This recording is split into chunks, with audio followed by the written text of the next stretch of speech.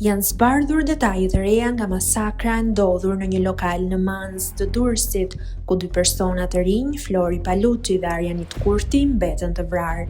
Sipas aktit të ekspertizës mjeko-ligjore, të 2 viktimat kanë gjetur vdekjen si pasojë e goditjes me armë zjarri.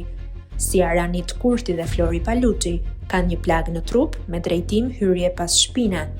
Gazetari Elton Gjyno ka mësuar se në vendngjarje janë përdorur 2 armë të kalibrave të ndryshëm, ndërsa vetëm njëra është arritur të gjendet në vendin e krimit.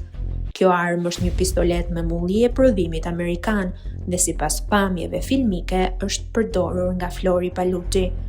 Ndërkohë në vendngjarje janë gjetur dhe sekuestruar 2 fishek të paplasur, ku njëri është gjetur jashtë lokalit dhe tjetri brenda.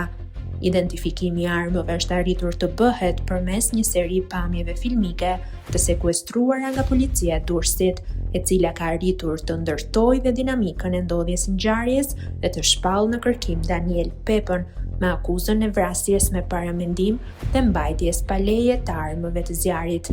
Duke u bazuar në pamjet filmike, policia thot se Daniel Pepa dhe shoku i tij Arjanit Kurti kanë shkuar në orët e mesnatës në lokal, ku pasi janë ulur në tavolinë, pranë tyre është afruar kamarieri i lokalit. Ata kanë porositur kafe, por kamarieri është përgjigjur se nuk mund të shërbente, pasi kishin pastruar dhe fikur ekspresin.